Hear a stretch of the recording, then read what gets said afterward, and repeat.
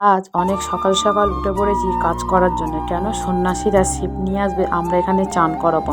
আমাদের এখানে গ্রাম সাইডে সবার বাড়ি বাড়ি সন্ন্যাসীরা যায় অন্তত 10-12টা করে। তা সবার বাড়ি যখন ছিপ নিয়ে যায় আমরা সবাই তখন চান করাই। তার জন্য সকাল সকাল উঠে আজকের কাজকর্মগুলো সব করে নিলাম। চলো, রাধে রাধে বন্ধুরা, তোমরা সবাই কেমন আছো? আশা করি খুব ভালো আছো। আমি না খুব ভালো আছি। আজ এইদিকে রান্নাঘরটা ঝাঁট দিয়ে আমি পরিষ্কার করে ওইদিকে রাস্তার দিকে আজকে ঝাঁট দিতে যাবো। কেন? যেহেতু সন্ন্যাসীরা সব ওই নোংরার উপর থেকে আসতে গেলেও একটু ঘেন্না লাগবে, যাতে মাথায় থাকবে ছিপ। তার জন্যে আমি এই রাস্তা ওই মাথা থেকে ওই মাথা ঝাঁট দেবো। কেন? বাড়ির আর কেউ কাজ করার নেই, সবার তো ছোটো ছোটো বাচ্চা, অত তো ভোরবেলা ওরা কেউ উঠতে পারবে না।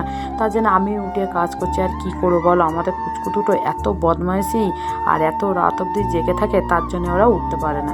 তা চলো, তোমাদের সাথে কথা বলতে বলতে ওইদিকে আমি ঝাঁটটার দিয়ে পরিষ্কার করে চলে আসলাম চান টান করে। এবার এইদিকে দেখছি গোছানো মেয়ে এদিকে গোপালকে দিয়ে দিয়েছে, আর আমি এদিকে গুছিয়ে অনেকদিন পরে শাড়ি পরেছি। শাড়িটা তো সেরকম পরা হয় না, তার জন্য একটু অসুবিধা হচ্ছে। তো যাই হোক, এইদিকে আমি একটা একটা করে গুছিয়ে নিচ্ছি। যখন ওরা সবাই আসবে, এদিকে বেলপাতা, ধূপ, চাল, আলু যা যা লাগে, গঙ্গার জল, ফুল টুল যা লাগে, আমি পাত্রটা সব গুছিয়ে রেডি করে রেখে দিয়েছি। আর বাইরে ওই জায়গাটা, ওইদিকে ছিপটা আমি রেখে দিয়েছি। এবার আমার ছিপটাও আমি বের করব। তা যাই হোক, এইদিকে দেখো বেদানা গাছে ফলগুলো অনেক বড় বড় হয়েছে, যাক আজকের আমাদের কাজে লেগাবে। সেই ফলগুলো দেখো একটা একটা করে আমি নিচের থেকে দুখানা পেড়ে নিয়েছি। এরপরে আমি চলে যাব ছাদের থেকে ফলগুলো পাড়তে বেদানাটা আমার খুব সুবিধা হবে। তাই যাই হোক, নীলের সময় যে ফলগুলো লেগে যাবে এটা তো আমি ভাবতে পারবো না যে এত বড় বড় হয়ে গেছে। তা যাই হোক, সব ফলগুলো একটা একটা করে পেড়ে নিচ্ছি। পেড়ে নিয়ে আমি নিচে চলে এসেছি। তা গাছটা, আমি সত্যি কথা বলতে, এই বছরে প্রচুর ফল হয়েছে জানো তো, ঠাকুর কৃপায়। যাই হোক, মনে হয় সন্ন্যাসীদের দেবো বলে তার জন্যই হয়েছে। তাই যাই হোক, আমি নিচে এখানে চলে আসলাম। এদিকে সব আস্তে আস্তে বের করে রেখে দিয়েছি। এদিকে দেখো আমাদের গাছে ডাব আছে, আমরা প্রত্যেক বছরে এক কাঁদি করে ডাব দিই। কেন? এটা আমার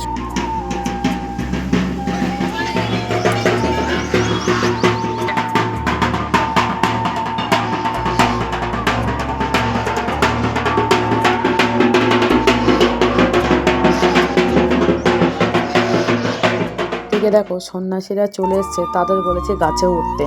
কেন? আমাদের ডাব পাড়ার মতন বাড়িতে কেউ নেই, তাই ওরা উঠে এক কাঁধে ডাব পেড়েছে।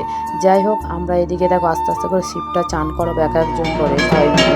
আর এদিকে দেখো এত রোদ লাগছে, তার জন্য উপরে গামছা ঢাকাতে রেখে দিয়েছে। তা চলো, সবাই মিলে একটা শিব টিপ চান করে নিয়ে এসেছি। তা একটা কথা কি জানো, সত্যি কথা বলতে আমাদের কোনো জায়গায় যেতে হয় না, এই বাড়ি বাড়ি আসে বলে আমাদের একটু খুব উপকার হয় যে বাড়িতে শিব মাথায় করে নিয়ে আসে সন্ন্যাসীরা, আমরা তাও চান করতে পারি। তো যাই হোক, একটা একটা করে নিয়ে সত্যি এই বছরের জন্য লোকে বসে থাকে যে কখন শিব চন্ন করাবো আর সন্ন্যাসীরা মাথায় করে নিয়ে আসবে। আর বাপের বাড়ি ওইদিকে মাদের দেখতাম মন্দিরে পুজো দিতে যেত, কিন্তু আমাদের তো শহরের ব্যাপার ওখানে, ওই জন্য যেত না এদিক ওদিক করে। আমরা এখানে এসেই দেখেছি যে বাড়ি বাড়ি সব আসে। তা যাই হোক, গ্রামে বিয়ে হয়েছে বলেই আমরা সব জানতে পেরেছি, বুঝেছো।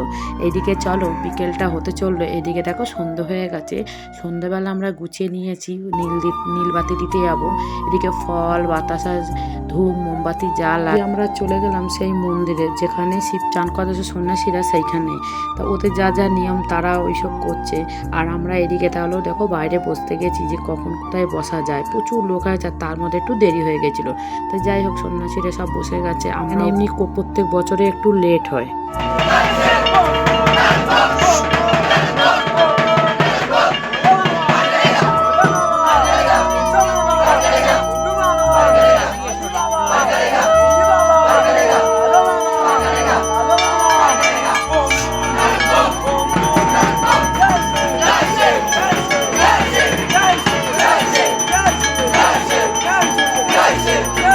হচ্ছে পুজো, আর আমরা দেখো সব বাইরে বসে আছি।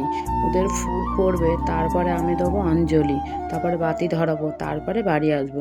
তা দেখতে দেখতে দেখো 9টা 9:30 বেজে গেছে, এখন কিন্তু ফুল পড়ছে না। তো একটু এই বছরে না অনেক ছোট ছোট বাচ্চারা সন্ন্যাসী হয়ে গেছে, তো সমস্যা হয়ে গেছে। এইদিকে দেখো আমাদের পাশের বাড়ি, ওটা ননদ, আমার ছেলে, আর এই হচ্ছে আমার মেয়ে।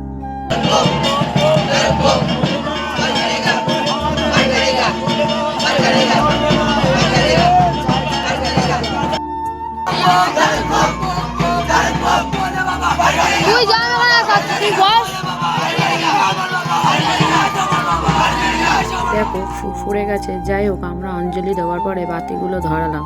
আজ ভিডিওটা এফডি, পরের দিন নতুন ভিডিও নিয়ে চলে আসবো।